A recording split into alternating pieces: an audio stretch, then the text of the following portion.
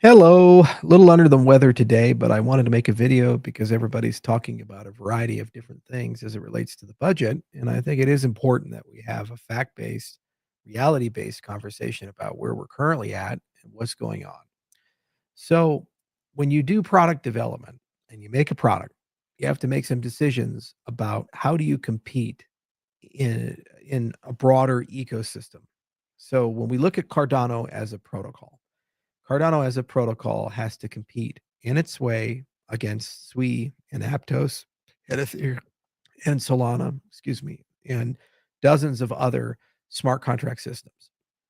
We have one large pool of liquidity, token flows, transaction volume, dApps, users, and other such things. So when you look at a budget, you don't just spend money for the sake of spending money. You spend money to chase a vision of how you're going to win.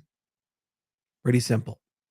It's what Apple does when they think about the iPhone. It's what Microsoft does when they think about Windows. It's what Google does when they think about Android and Google Search and Gemini. It's what OpenAI does when you think about ChatGPT. Where do our customers come from? Where does our transaction volume come from? Where are we going to get TVL from? Where are we going to get dApps from? How do we grow the ecosystem? So the budget should be a reflection of what core capabilities do we need, what philosophy are we following, and ultimately, where do we think we need to be as an ecosystem to be competitive, not just for today's neighbors, but for the ones that are coming in the future. And it's a moving target. So, what you needed to be competitive as a cryptocurrency when I first started was that you'd fork Bitcoin, you'd change the monetary policy a little bit, and you'd be an altcoin. And we saw this with Litecoin and Feathercoin and all these things. Obviously, that changed a lot in 2013, where people started building bespoke systems. They wrote their own code, their own consensus algorithms. We started adding new features that deviated from the Bitcoin features. And you saw that with what I did with BitShares and Dan Larimer. Saw that with what we did with Ethereum. You saw that with what the NXT community did. And it was a very different time. 2017 was a different time. 2020 was a different time. 2021 was a radically different time. And now 2025, we're in a completely different headspace as an industry. So when you think about a product roadmap and you think about funding for a product, you have to look at the totality of that. So what this document is a document that everybody's seen. It's been voted on. The DREPs approved, the majority of DREPs approved it as an info action, and it's the Cardano roadmap. And when we look at it, it thinks about a collection of categories and says, well, we got a lot of work we need to do and scalability and a lot of house cleaning that we need to do. Not scalability historically, because Cardano is a very performant protocol for where it was at, but scalability for the future. So, how can we as a system process billions of transactions every day? How can we as a system keep up with where the other people's protocols are going? And there's a lot of ideas here because we don't know for certain which one of these ideas will be vogue. For example, there's state channels and roll-ups, there's Ouroboros Laos, there's a continued effort in building up the Mithril ecosystem, but then there's a lot of house cleaning that needs to be done as well to make Cardano an easier ecosystem for node diversification. Then you look at usability and utility, and you start asking around, well, how do we make Cardano as a platform as easy as possible for people to build on that platform? And so that's where you talk about things like Plutus and Plinth and Aiken, and you talk about identity, and you talk about privacy. You talk about intents, and Babel fees are the first movement in that particular direction, which is one of the most important components of where the industry is going. Then you say, how are we as an ecosystem going to get users? Interoperability is a foundational necessary component for that to be achieved. You need to be able to talk to the other blockchain ecosystems. You need to be able to transact with them. You need to be able to work with them. So partner chains is a big component of that. And it's a big component about how we will grow and keep large projects like World Mobile in the Cardano orbit. Else they'll go away. And so this is a combination of these three pillars for the IOE side. And research has a vision of what foundational ideas do we need to put together for 3 to 5 years so that we can stay competitive as paradigms change. And baked into this is an understanding that we're going to continue investing heavily into governance. We're going to continue investing heavily into workshops. Baked into this is an understanding that we're also going to make sure that there's more leaders brought to the table. Node diversification, for example, getting the Rust node where it needs to be, getting the Go node where it needs to be, getting the TypeScript node where it needs to be. So you have a lot more diverse ideas and engineers that come to the table.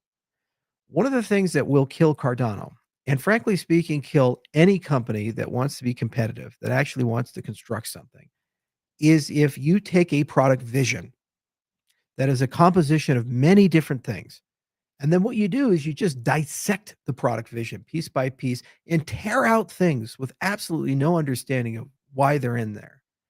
So, cell phone is a phenomenal example of this. These are a composition of many things.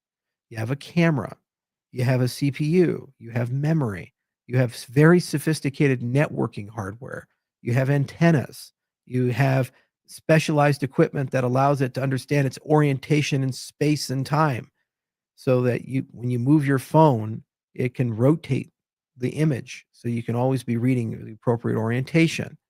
It's got a multi-touch display. It's got very sophisticated glass that's resistant to shattering. You have a very sophisticated battery that has to not explode when you charge it at 40 watts. You have many different peripherals. You have speakers. The chassis has to be waterproof. Could you imagine how difficult it would be to build a phone by committee? Just for a moment, think about that. Just let's put all the features of a phone on a table and just have people come in with various levels of expertise and experience and say, "Hey, I like that you have tungsten in there, but tungsten's too expensive. Let's switch it out to copper." Well, do you know why the tungsten's there? Not really, but I think copper is cheaper and it's prettier. Let's just put that in there. Well, let's have an argument over that. Or I really like your microphone, but I think you should go with this microphone, but it won't fit in the case. Well, you just have to figure out a way to make it fit. You would never build a phone. You'd never build a competitive product. And this is what happens in large companies when they have a lot of bureaucracy is too many cooks are in the kitchen and you can't ever get anything done because they're arguing over what to cook and how to cook it and get it done. The proposal that we put on the table is a reflection of what we think ought to be done for Cardano to be competitive and continue growing philosophically in the direction that I've been saying for 10 years. When you talk about cleaning up the node, you're also implicitly talking about making it easier for other people to compete with it and build other nodes. When you talk about scalability, that's a universal benefit for everybody. And it's a story that helps us with adoption and investment and for our dApps to argue why building on Cardano makes sense. This is a product vision as much as it is just doing work. That's what you're paying for at the end of the day. If you just want to pay for time and material developers, of which there's 150, I think, FTEs that are allocated in this proposal, not to mention all the scientists, I have no interest in that proposal. I don't want to work on things that fail. And what I don't want to do is have people open up a product vision, tear it apart, arbitrarily take pieces out, deprioritize this, prioritize that. You're funding the IO vision for that part of the budget of what we think needs to get done for Cardano to be competitive. And the price is the price. That's how much we charge to execute that. Some is profit, not a lot. Actually, probably going to end up being a loss no matter what happens with this, assuming ADA stays stagnant. If it goes up, it'll be profitable. If it goes down, we lose money. We take that risk. But you're funding our vision. You're funding how we think about how to build the product, what we need to do, what features are important for that product. If you want to do it a different way, that's fine, but then you have to have a completely different mechanism upon which to build a product roadmap. You have to somehow figure out how to build the iPhone in public or the Galaxy in public. And you can do that. It's what Linux is. And it's taken them about 30 years to figure out how to do that well. And even still, that's the foundation. And then there are thousands of variants and forks of it. Nobody ever uses the stock Linux kernel. They always do something with it, and they bundle it. That's why you have Red Hat, and that's why you have Ubuntu. That's why you have all these different things. Arch, you have cubes. You have so many variations of these types of things. And so while you have a loose open source project and a lot of great ideas get done, which are often controversial, they move in years. There's no token. There's no heavy competition. There's not 45 Linux kernels fighting each other for supremacy. And there's no urgency to move ultra fast on things. There's the tendency towards conservatism. If you want to win against competitive protocols, you have to invest in an agile roadmap that's moving quickly. And then people say, well, what about decentralization? Well, invest in decentralization then. Fully approve the budget proposals of Pragma and fully approve building up many people who deeply understand the protocol and invest in the people who have product vision about how to bring users into the ecosystem.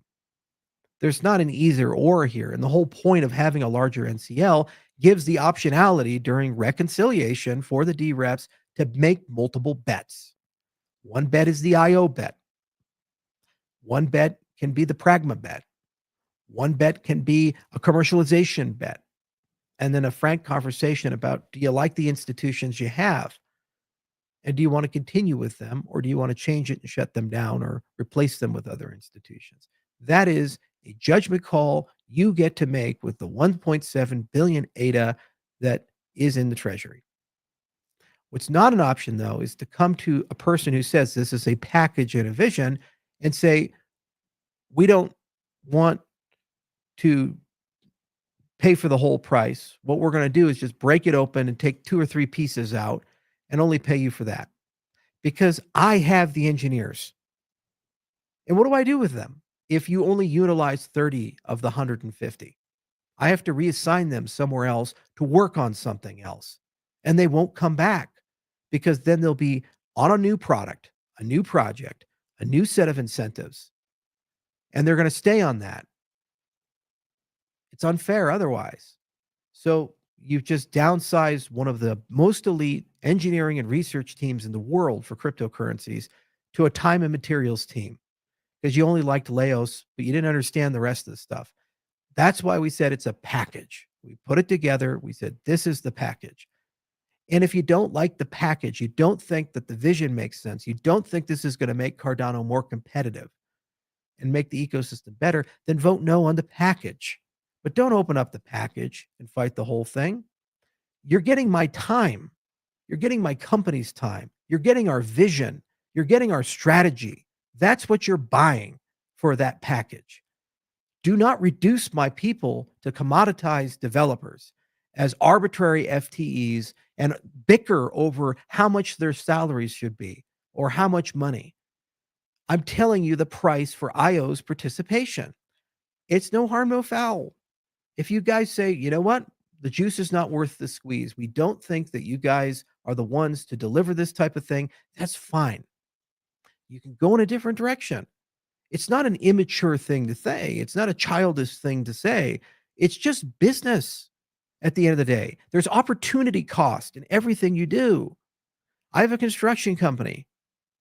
And if I have multiple competing things, somebody wants me to build a hospital, somebody wants me to build a house, somebody wants me to work on an Air Force base and pour a bunch of concrete for them in South Dakota. I look at the resources required. And if they're all using the same resource, I say, where economically is the best place to put these people? And nobody complains if I choose the Air Force base or the hospital or the house over the other two because they understand it's just business. That's what this is.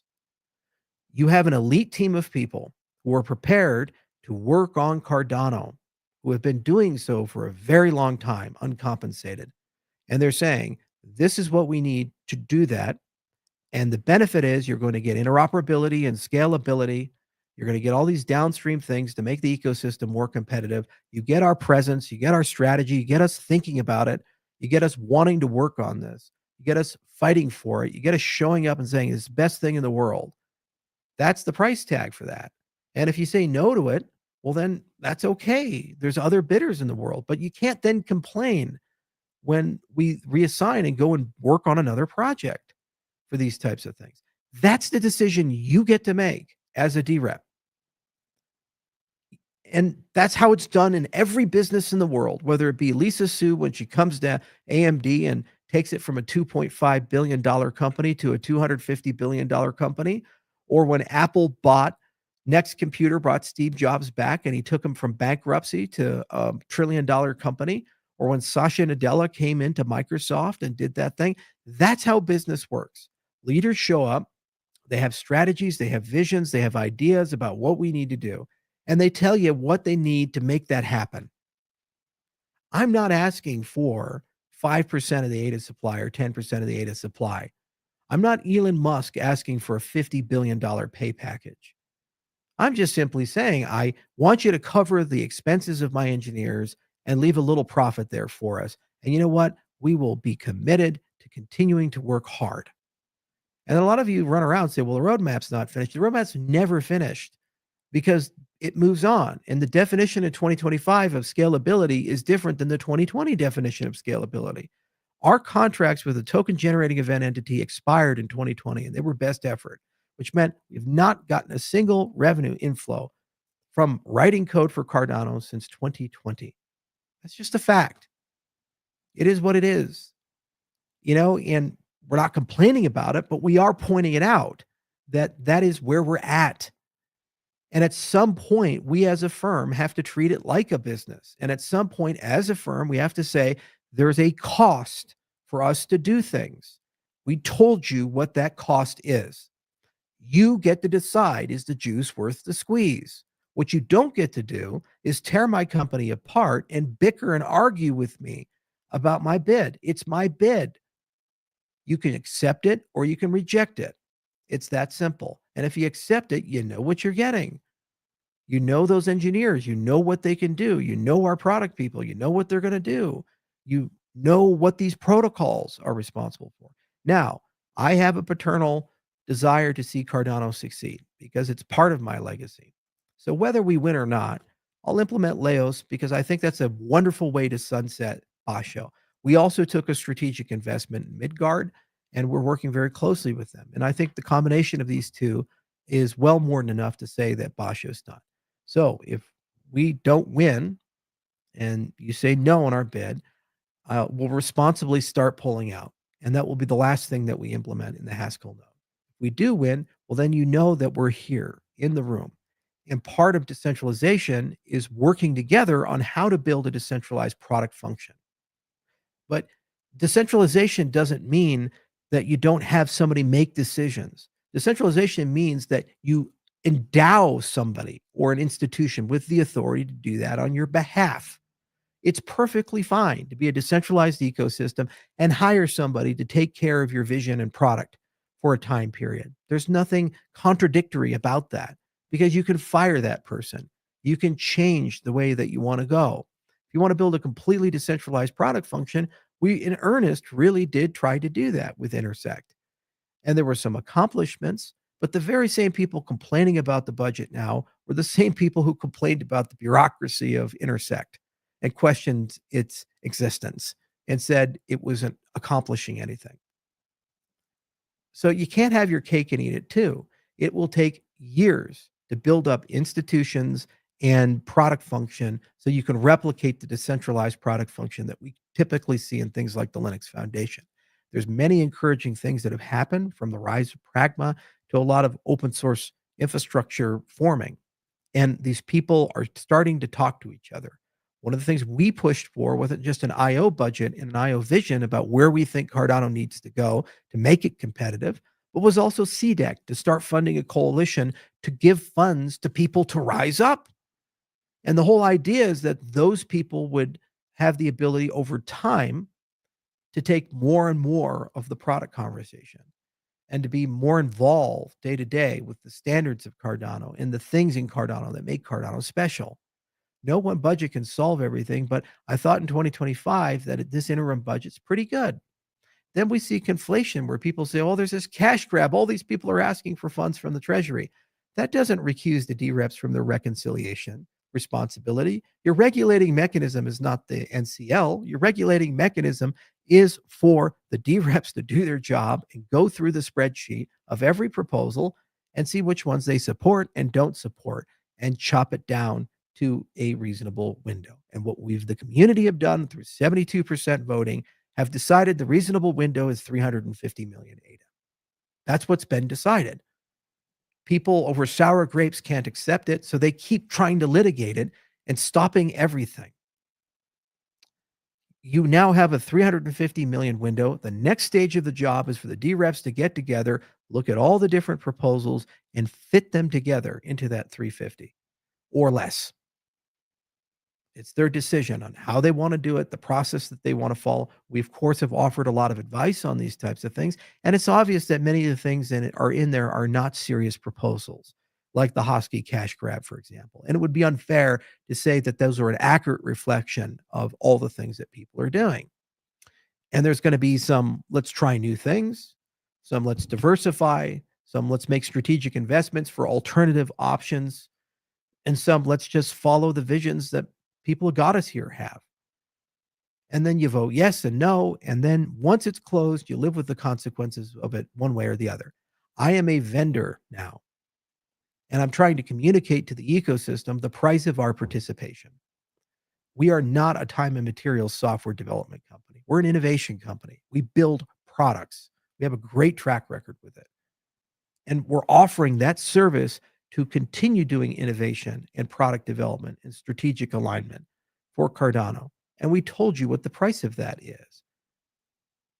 And you got to decide whether the juice is worth the squeeze. That's your decision. And there's no hard feelings. It's business at the end of the day for these things. You're in charge. That's what decentralized governance means. There is no founding entity set anymore. The Genesis keys don't exist anymore. It is a completely decentralized ecosystem that is self-determining. And the very fact that you get the ability to say no means it's decentralized. But there has to be a real decision, a real choice. And it can't be, well, we want our cake and eat it too. We want the ability to treat input output as a public institution and to tear through its business operations, tear through its leadership, tear through its books, and then arbitrarily make counter proposals. You just get decisions. If you want to hire a person, they tell you what they want. And after it's all said and done, you ultimately have to make a decision. Are you prepared to pay for that person to be there? And if you're not, okay, well, they'll go somewhere else. But you accept that and you have the right to say no for these types of things. This is the great adulting of the Cardano ecosystem. And it's very different than all of the other ecosystems. The other ecosystems have these eternal foundations that have giant piles of money. And those foundations, with their unelected boards or pseudo-elected boards, make decisions on behalf of everybody. And you sit as a passive speculator, a passive participant, saying, oh, well, I just didn't like that they made that decision, or I like that they made that decision. Well, like you're watching a football game or something. That's not Cardano. Cardano, as an ADA holder, you have not only a front row seat, you have a voice and a say about what you want to do. Our obligation is to tell you what we need. And we did, and participate in the process. And the process has always been pretty clear. You start with the ceiling. Your D-reps, who are the ones who decide, do the reconciliation, and they make a decision how to put it all together, and then they do an up-down vote on it, and then that's the budget. You don't like it, change it next year. Build a different process, change the Constitution. We will do that as an ecosystem, but it's your decision on how quickly you want to do this and what you want to do. For my part, I think Cardano has absolutely amazing potential to compete. We have Bitcoin DeFi. We're on the verge of becoming the largest AVS system in the entire ecosystem, in the entire cryptocurrency space because of Midnight. Midnight's going to bring millions of users into Cardano. The partner chains framework is a novel way to bring an enormous amount of value into Cardano. Because of Midnight, we've built bridges with all these different cryptocurrencies. We can actually talk to them for the first time ever. And tens of millions of dollars have been spent of my money, my personal money, to wire Cardano native assets into the broader cryptocurrency space because they were completely ignored by the other founding entities. Just a true statement. Otherwise, show me the receipts where they paid the custodians to support them. Show me the receipts where they helped with listing. Show me the receipts where they did the market making and all the other things and got these people to care about and actually believe in our ecosystem. That's all free. It's a gift to the ecosystem. And as a consequence, if successful, Midnight will invite an enormous amount of attention, scrutiny, and potential value lift for the Cardano ecosystem as a whole. So we have a great strategy. And what we've put on the table is the engineering cost to finish many of these types of things and create good foundations for these things so that we can continue year by year building on top of them to allow Cardano to grow in terms of users, transaction volume, TVL, and price. That's what you want, right? And that's a strategy. And we told you this is what we think it will cost for us to do it. If you want somebody else to do it, have them do it. Okay. And if the times come for that, the times come for that. But you don't get to come in and say, well, you only get a third or a quarter. Out of principle, I have to say no to that because you're not respecting us as a business.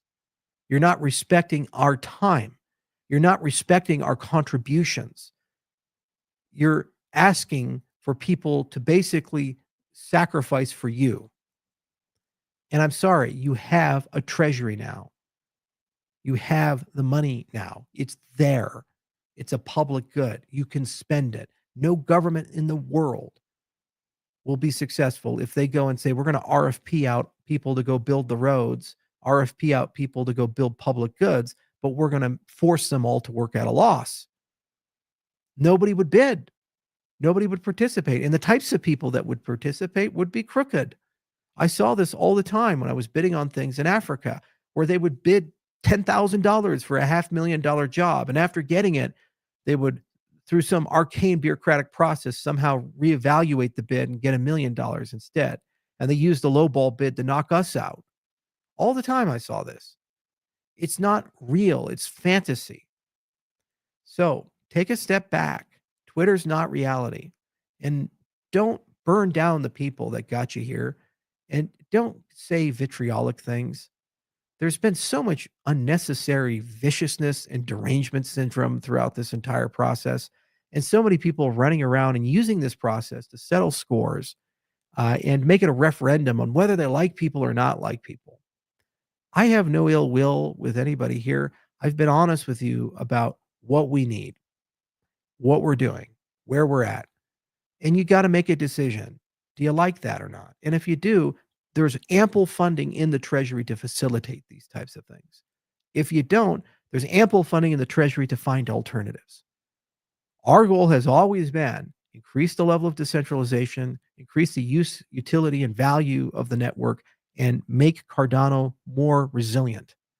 Always. That's what our goal has been. And every single thing we do when we talk about Cardano, the product, Cardano, the protocol, Cardano, the ecosystem, we try to think from those lenses. And yeah, we've made some missteps here and there, but I'll remind you that the network has never collapsed. It's been running 24 hours a day, 7 days a week for almost a decade. And we'll get there to that decade. I'll remind you that we don't have $80 million in hacks a day. I'll remind you that we have the best consensus algorithms, liquid non-custodial staking, and those telescoping capabilities will give us everything everybody else has, but we don't get the failures. And we have 50% Byzantine resistance. I will remind you that you have a voice. The people in Bitcoin don't. The people in Ethereum don't. You get to decide. They don't get to decide. They're told what to do.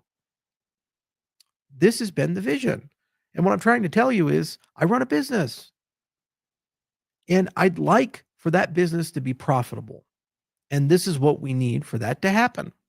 It's not a grift.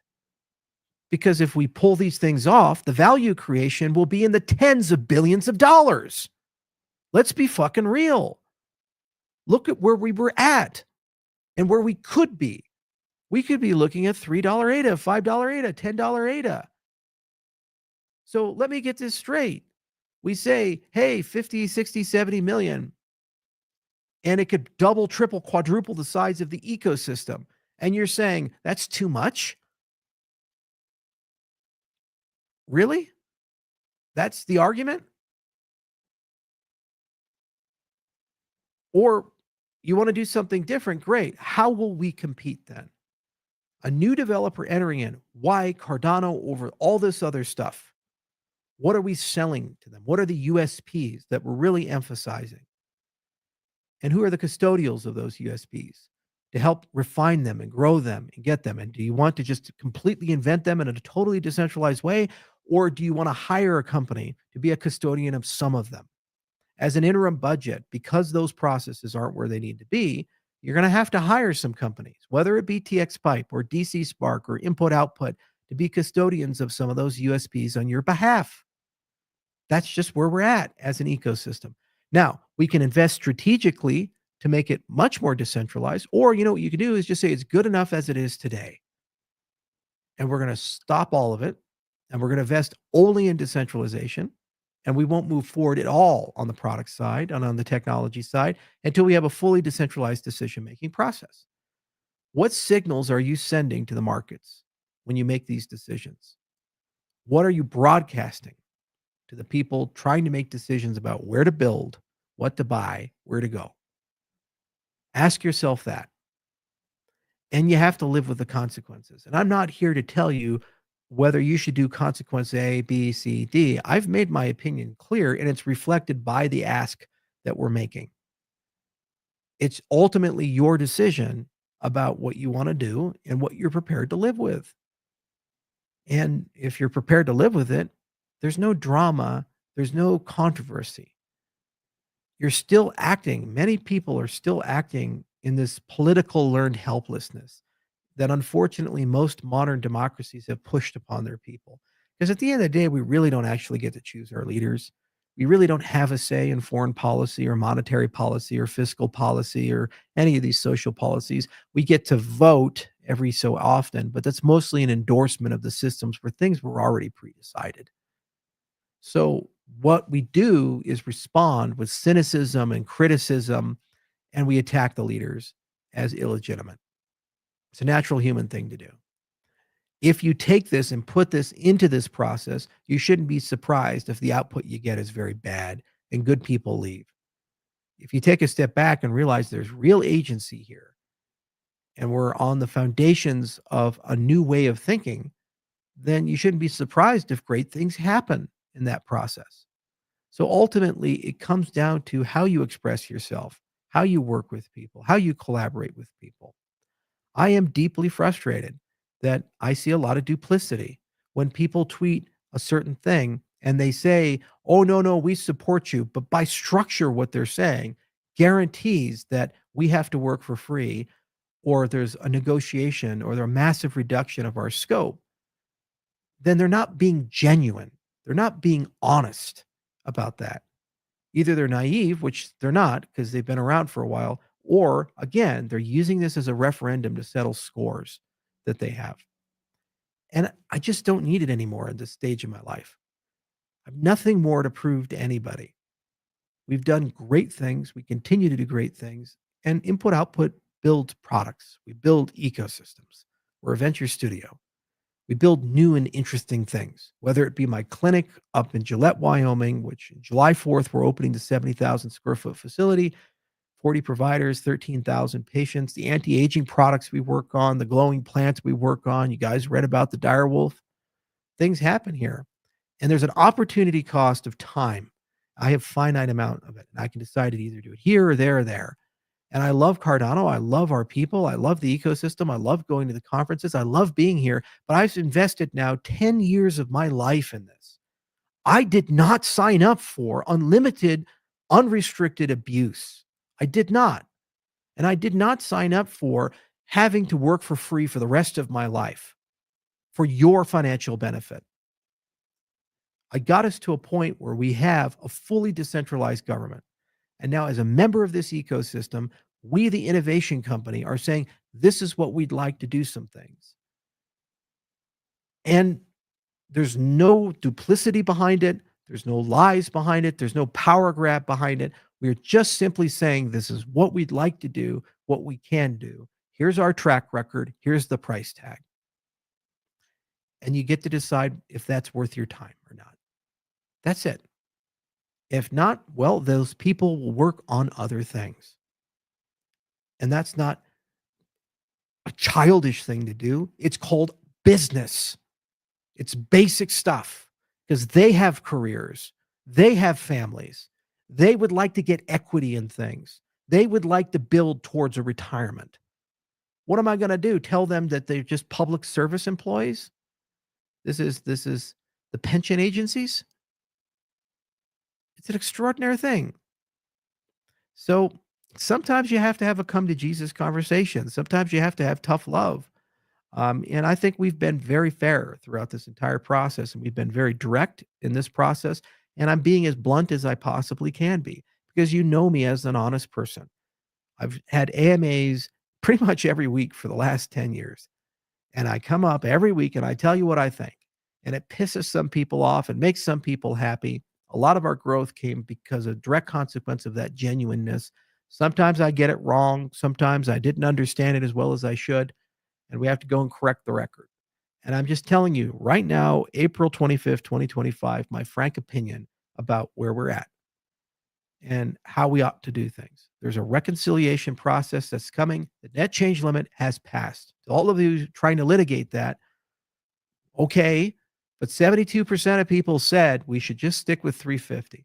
Let's build the budget then. Let's put it together in reconciliation, make decisions of who you want to work with, and let's vote yes on that and move on. And for 2026, let's build a better process. Just like in 2026, we can have a better constitution and stronger institutions. And the DREP should probably include funding from some of those proposals to make sure that there's adequate resources to do those types of things so that the next cycle, it's more efficient. That's how we make forward progress. That's how we get somewhere. That's how we create certainty. That's how we show we're adults in these types of things. And you have made decisions through your elected representatives for which people are in the room to make those decisions. They weren't appointed. They weren't selected out of fiat. I didn't pick them. You did. That's why they're there. That's why they make those decisions. If you don't like that set of people, pick a different set of people. It's your decision with liquid democracy. You have that power. But now's the time has come for reconciliation. And I'd like to continue thinking a lot about the growth and success of Cardano. I really would. I'd like to continue making this life's work. I'd like to continue investing in the ecosystem, building in the ecosystem, thinking about how do we make Cardano large and successful and great. I really want to do that. And I'm telling you right now, as a business, what it costs for us to do that. And if you like that, vote yes on that. If you don't like that, vote no on that. But then pick another person to do this. And congratulations, you've Satoshi'd your founder. And perhaps there are other people who are more qualified, more capable of leading it from here on out. It's not my decision. It's your decision to do these types of things. And I accept it any way it is.